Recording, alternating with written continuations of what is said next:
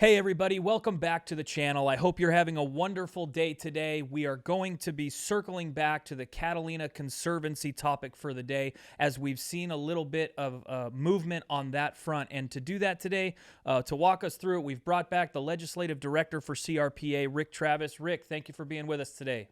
Thank you for having me. But before we get into that today, please, as always, it is helping. Be sure to hit the like, share, and subscribe buttons. Hit that little notification bell. It really helps get this information out to as many people as possible, and it helps you get notified when we drop a video so that you can get this content as quickly as possible. Also, we've provided as a link in the description below. Head on over to the CRPA shop. We've got some new merchandise coming in, as always. Some, like the vest shown right here, that's going to be good for wintertime. So if you want to rock the CRPA gear during these holidays, be sure and check that out. Again, all of that ends up going towards the cause, just like a membership would. So let's bust into this, Rick. Just remind everybody really quick. We have the Catalina Conservancy topic here. We saw some very interesting decisions being made by the state organizations. Go ahead and remind us really quick what we were facing and what's brought us up to today.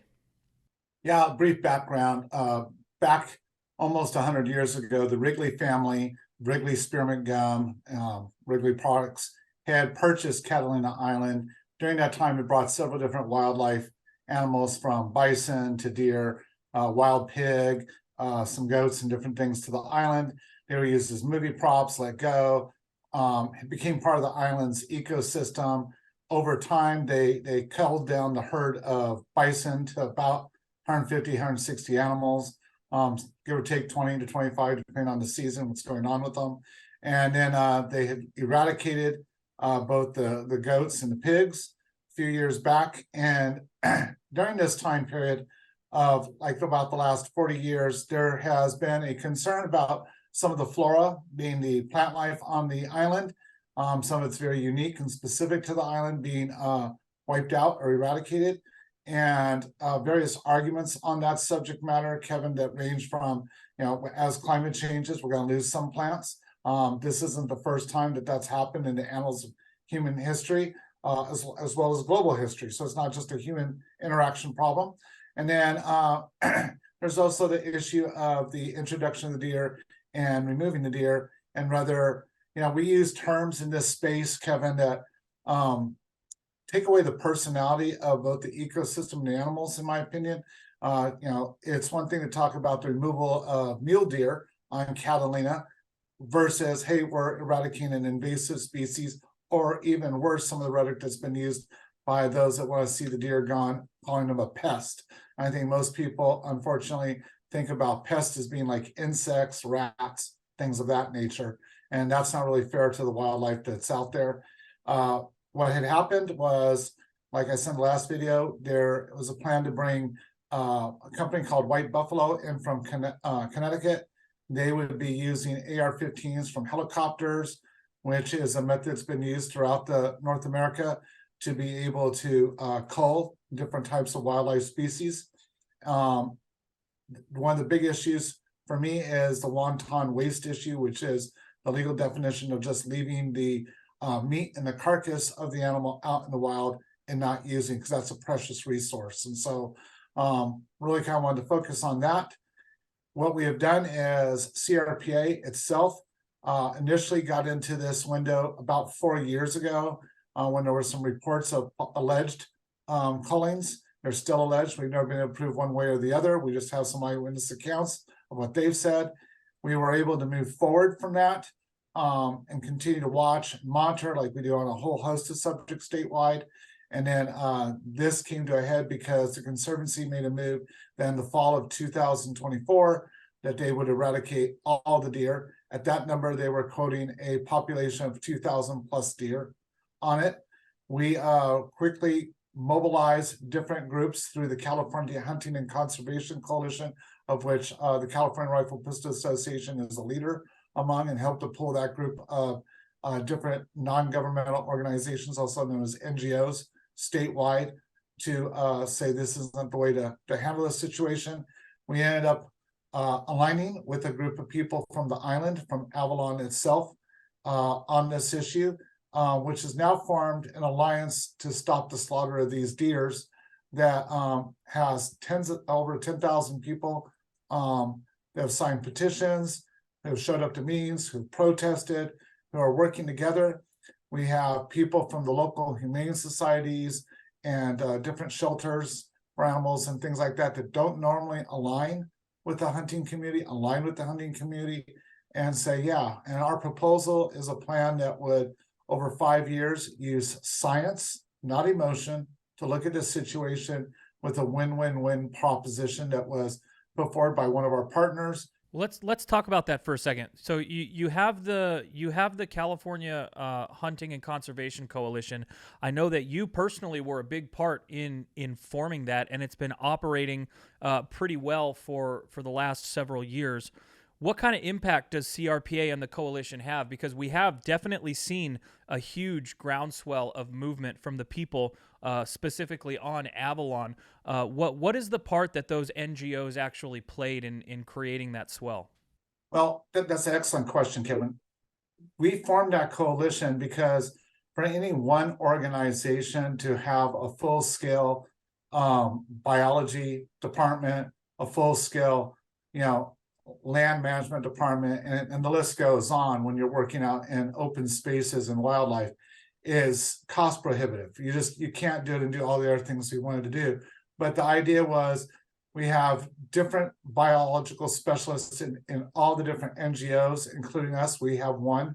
And so by bringing those individuals together, by bringing the better minds and how public policy works together, we're able to have a team-based, shared the cost-based group. And that's built up over the last decade an incredible amount of credibility within government, both in the legislature and within the different departments, especially Fish and Wildlife and the Fish and Game Commission, so that when we speak, it's from a place that has some gravitas and we're able to get some things done. We're able to have conversations that people take part in, and that is presently happening, where we're meeting with all those different groups to say, no, there's a better way. So this all sort of comes to a head, right? And I mean, I guess first of all, kind of a basic question: why do the people on Catalina care? We as a hunting community definitely like to conserve that life, especially when you're thinking about keeping populations healthy for future harvesting. Why do the people on Catalina, though, are they basically being asked to choose between deer or plants in this situation? What is it exactly that the decision that they're making with what they're advocating for? Again, excellent question. I think this is a great model. Catalina is going to serve for years to come as a great model to understand environmental actions and inactions. It's going to be a great model to understand how people come together with a human-wildlife interaction concept, because Catalina, Kevin, as you know, is surrounded by the ocean. The closest piece of land to it's over 26 miles away, which means it's a protected ecosystem. So it allows you to look at an entire ecosystem, so to speak, in a jar, and be able to really observe that when this happens, how does it impact the entire ecosystem, which is much harder to do on the mainland, because on the mainland, there's a lot of other outside influences. So that's one of the important parts of this model.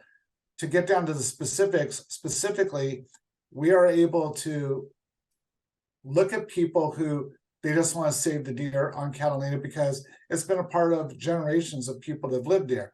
Those deer bring enjoyment, seeing them moving around the environment, seeing them when they're hiking trails, boating along the coast, etc. It's been part of the backdrop of that ecosystem. Those deer have also led to a very unique understanding. You have a lot of people that cross the political spectrum that live in Avalon and Two Harbors, which is out the Isthmus. We have a lot of people, tens of thousands of people that come every month to Catalina to utilize one of the campsites at the two sides of the island, fish, do all those things. And so when you talk to the people at the docks and other places about what do the deer mean to them, it is a part of the backdrop that they've grown up with. There's people that are, 30 years older than me that came to a couple of the protests. And so, darn near a century old, and they're sitting there saying, This has been something I've seen my entire life here. Why would you take it away? But on top of that, you also have those same people that realize the deer have to be managed because they don't have mountain lions and bears and other things that would normally be their predators. And so they're perfectly acceptable of hunters coming out there and knocking down some of the herd every year, as well as many of the people on the island have that as part of their annual food source. They go out and bring a deer home so that they can feed their families and stuff. So there's been this very positive connection that everybody can have what they want. There can be this deer there as a resource for hunters to hunt and have an opportunity. There's deer there for the people of the island to have food. There's deer there for the aesthetics of it. And plus, the deer are something that people pay when they come from the mainland and around the world to Catalina to see deer in the wild on an island. And all of that money is a resource for not just the community of people there, but it's also a resource for the protection of the island and to be able to enhance the island over time. And so this is what gives the grounds for multiple wins and multiple losses in this debate. So that, I mean, that certainly seems like, you know, something worth passionately advocating for, and so we have seen, and then you add that advocacy to the funnels of the NGOs that can kind of blow it up, just like CRPA, and we have been trying to do. All of this sort of comes to a head at a city council meeting that they had a couple weeks ago. So what exactly were the arguments that we saw at that city council meeting, and what was it that came out of the city council meeting? Well, there have been two city council meetings. The first one, I would assert, was largely orchestrated by the Conservancy. They had multiple members to use up, as you know, Kevin, you only get 2 to 3 minutes during public comments. And so they had a longer presentation. Everybody went up to do their section of it. And they made several assertions that are factually incorrect. They said the deer population is 2,000, therefore we need to do this. Deer population isn't even 1,000. It's not even half of that. They were also talking about the damage the deer did, but yet studies that we have that are scientifically based show that the deer account for about 9% of the damage to the flora on the island. 9%, it's a number, but it's not a significant number that means like you're going to lose everything. So there's been some of those issues that got bannered around. The city council had a lot more people come out and say they were for there. You got to realize the Conservancy is a arm or an offshoot of the Catalina company. The Catalina company owns and runs, I would argue, 95% of everything on that island. And so a lot of the citizens on that island feel somewhat threatened because they're beholden for their business, their homes, and their way of life to that company. And so at that first meeting, there was a bit of a chill when we came up and said, hey, we've now got this, a wonderful group of people who are part of a group called Prevent the Slaughter, or Stop the Slaughter, of the Catalina deer. It got a petition together, and that petition had over half of the residents of the island saying, do not do this. That led to a second meeting of the city council. That was a special meeting that was called on a night they normally don't meet. And in that meeting, the city attorney did an outstanding job working with the city council and the public and came up with a document that answered several issues. And that was, one, they were trying to prevent the people from killing all the deer as best they legally could. So the city council can extend, like any city council, beyond its limits. But to that effect, they said you cannot, and then every single way you could humanly imagine to get deer into a kill zone was eliminated. Any way of poisoning the deer, hurting deer, harming the deer. But they were very, very attentive. They didn't just make it about the deer. They were very smart. They made it about all the different wildlife that intersects through the human interaction spaces around Avalon, and really did their utmost to protect it, to set fines in place, and made it so it was very hard to challenge those fines and that metrics in the courtroom. And can't say enough about them because I knew that was a tough decision.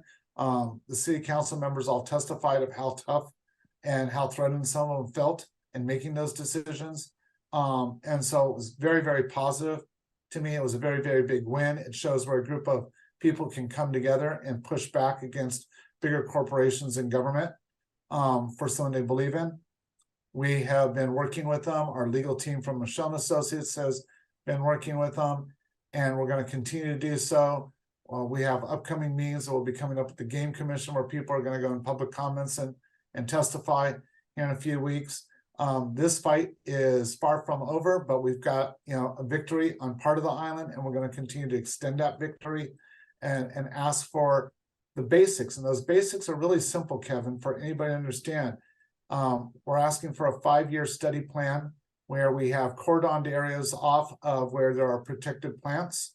But, just pausing from there, from some of the documents we got out of the Freedom of Information Act and some people brought forward, you have a situation where it's strong evidence and allegations that there are members that are planting plants that are already been grown in pots into those areas to try to make it look like, oh, well, here's the wild area and here's the protected area, and look how much the protected area has bounced back. Well, if you're bringing in potted, plants that you've raised in a nursery or somewhere else into an area, that's not natural, and that messes up the science. And this is one of the issues that a lot of people don't understand out there is people play games and try to make a bounce back in nature look like something that it doesn't look like. And so that's one of the areas that we're trying to push on. The second area is on the deer herd itself. It looks like it's somewhere between 600 and 700 deer that are out there. And so the idea is, how many deer can we take? How do we take it in such a manner that we keep the herd in check, but actually build a stronger, healthier herd? And so from our coalition, we have several biologists that have a lot of experience in that area that can work with people from the department. And that's what I want to say too. Fish and wildlife gets beat up a lot in this state, especially by different communities. But, I have been going through about 25 years of Public Records Act request documents, and I have seen consistency in the department offering things like an archery season in July to help control the herd of deer when it made sense to do so. And the Conservancy didn't opt to do that. I've seen document after document of, hey, let's up the number of tags. Nope, didn't do that. In fact, there's a lot of people that would testify that the Conservancy made it harder, even though the department has done everything to try to help them keep it in check, which on that second plank is one of our big issues. Is you can't say, hey, we tried that, it didn't work, when you didn't try it, when you didn't listen to the Department of Fish and Wildlife for a quarter of a century, when they said, if you do this, this, this, and this, it'll work. They didn't try it. And now they want to say, well, we tried everything, so the only thing we have left to do to save the plants is wipe out all the deer. The third thing is looking at the economics of deer on the island. And the fourth thing is, I'm writing an article about this, Kevin. I think a lot of people don't understand, but I compare it to families. You can ask a family like mine that has many, European bloodlines behind it. Like, okay, what are you? Well, yeah, if somebody wants to cut off, we're California. Oh no, we're Ohio. Oh no, we were from Pennsylvania. Oh no, we were from Ireland, England, Scotland. Like, where do you draw that line? And the same thing comes to environment. When people are saying, hey, we're trying to get rid of species and take it back to where it once was. Well, you're taking the island back to where it was before the Wrigley showed up, before the conquistadors used it as a holding ground for their cattle and deer, before the Native Americans showed up 10,000 years ago. And oh, by the way, where's that evidence coming from? Because you don't know. And so this idea we're taking it back, well, to what? And so that's another discussion point. And, we're in a changing environment right now. We're seeing change rapidly. There's a lot of different, people that are studying different types of science, but I'm not going to get into that, but I'm just saying that environments change. And they have throughout both of our lifetimes. And so I think that preserving what is there for the future is good. And, these deer have been there for 100 years. And I think they're also a good resource for helping us to manage other deer populations on the mainland with disease and stuff like that, because these have been kept thus far disease free. Yeah, absolutely. So I want to backtrack really quick because it's important even at the local level. So this was a victory at the local level.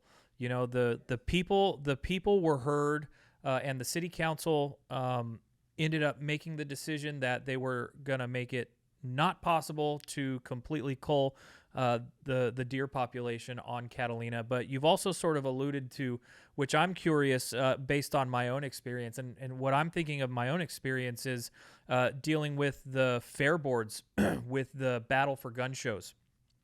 You kind of alluded to the fact that we're probably going to be seeing conversations about this at the Fish and Game Commission meeting, probably several coming up. But what is there anything else potentially that can come from this? Potentially a lawsuit, or like the gun show argument, could it potentially find itself up in Sacramento at the legislature, or is the Fish and Game Commission meeting really where this is going to end up? My hope would be that we always did this through the Fish and Game Commission and the Department of Fish and Wildlife. And that's because the legislature is a last stop, and it's not a good stop because there's just not the knowledge base. I mean, I came into this with what I thought was a fairly healthy knowledge base.